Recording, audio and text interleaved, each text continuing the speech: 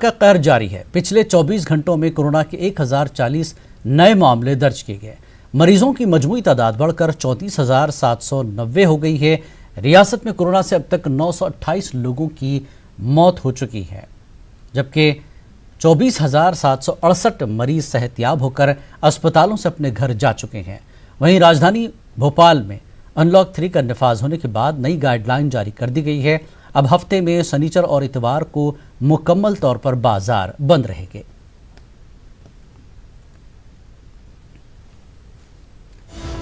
इस वक्त की एक अहम खबर राजस्थान से आ रही है। असेंबली स्पीकर को नोटिस जारी किया गया। हाई कोर्ट ने सीपी जोशी को दिया नोटिस। कल तक जवाब देने को कहा गया है।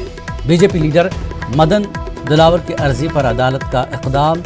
बीएसपी अरकान के इंजमाम की मुखालफत की थी। 6 कांग्रेस में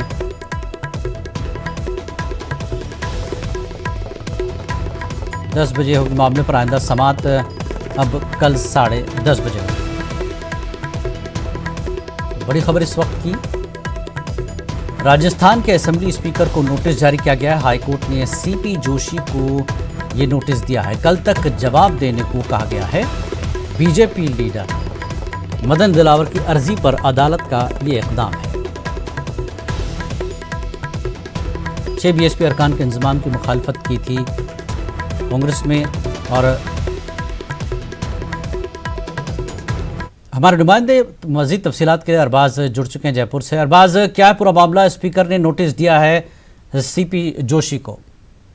जी बिल्कुल जिलानी, आप देखिए कि राजस्थान में जो पॉलिटिकल एक पूरा ड्रामा जारी है जी, उसमें मदन दिलावर पहले राजस्थान हाईकोर्ट पहुंचे थे और वहां पर उनकी जो अर्जी थी उसको खारिज कर दिया गया था, लेकिन उसके बाद में उन्होंने उसको रिवाइज करके बाकायदा राजस्थान हाईकोर्ट में पेश किया। और जो सुनवाई आज हुई है उसमें तमाम पहलुओं को देखने के बाद में जो बीएसपी के 6 विधायक हैं उनका जो विलय हुआ है राजस्थान में कांग्रेस के अंदर, उस मसले को लेते हुए आज राजस्थान हाईकोर्ट ने एक नोटिस इशू किया है। बाकायदा राजस्थान जो असेंबली के स्पीकर हैं उन्हें अब कल 10:30 बजे उन्हें तलब किया है कि मामले में वो जवाब पेश करें कि जो मर्जर हुआ था जिसमें ये तमाम बसपा के विधायक थे कांग्रेस के साथ मिल गए थे और वो कांग्रेस की सरकार को एक तरह से राजस्थान में मजबूती देने के लिए जितने भी विधायक थे सभी उसमें कांग्रेस में कन्वर्ट हो गए थे। हालांकि जो कानूनन अगर देखा जाए जो पेचीदगी हैं उसके हिसाब से जो सभी विधायक अगर किसी एक स्टेट में चाहें कि वो किसी पार्टी में मर्जर करना चाहते हैं तो वो कर सकते हैं, लेकिन उसके लिए एक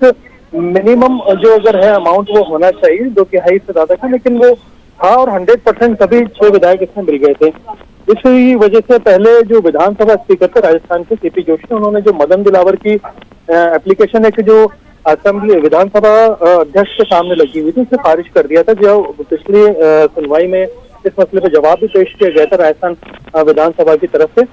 अब इस मसले पर जब उन्हें कमजोर ये पूरी याचिका लगी तो दोबारा से बीजेपी तैयारी करके बाकायदा इसमें जो हरीश साल्वे हैं वो अलग से पैरवी कर रहे थे। तमाम बड़े वकीलों का इसमें जमघट लगा हुआ था। ऐसे में आज जो सुनवाई हुई उसके बाद में एक नोटिस इश्यू किया गया है। नोटिस में बाकायदा जवाब जो है विधानसभा अध्यक्ष को देना पड़ेगा कल 10:30 बजे कि ये जो उन्होंने सारा मामला देखा, जो उनके पास में अर्जी भी आई मदन दिलावर से, उसके बाद में किस बिना पर उन्होंने इस अर्जी को खारिज किया और क्या एक्शन उन्होंने उस पूरे मामले में लिया था और कहाँ तक वो वैलिड इस पूरे मर्जर को मानते हैं। क्योंकि देखिए जो ताकत है दोनों बड़ी एक देखा जाए तो सिस्टम की हमारी पिलर हैं, चाहे वो जुडिशरी हो चाहे हमारे राजस्थान की असेंबली हो, और उन दोनों में जो देखा जाए कि जो उनके हुकूक है उसमें कोई दखल अंदाजी नहीं हो, मदाखलत कोई नहीं हो, इस चीज से बचने की कोशिश अभी तक की जाती रही। लेकिन जब राजस्थान हाईकोर्ट पिछली बार भी इसमें जो है एक नोटिस जो कि उन्होंने उन तमाम बागी एमएलए को दिया था जो कि सचिन पायलट एमएलए में थे, गुड़गांव जाकर के बैठे थे, तब भी इस बात पर सवाल उठा था कि क्या राजस्थान की जुडिशरी जो है असेंबली के पावर में इंटरवीन कर रही है। आज एक बार फिर दोबारा नोटिस देकर के बाकायदा कल 10:30 बजे तलब कर लिया है। तो ये आसान बात नहीं है। देखिए कल बड़ा सियासी जो है राजस्थान में मंजर रहेगा कि क्या जवाब जो राजस्थान असेंबली के स्पीकर हैं सीपी जोशी वो पेश करते हैं, जवाब में कहाँ तक कोई खामी रहने की गुंजाइश है। क्योंकि अगर अदालत उस जवाब के बिना पर कोई आगे कार्रवाई करता है, कोई एक्शन देता है, तो फिर जो सियासी जो राजस्थान का ड्रामा चल रहा है उसमें एक नई जो है सिचुएशन आ सकती है। देखना होगा कि जिस तरह का जवाब दिया जाएगा अदालत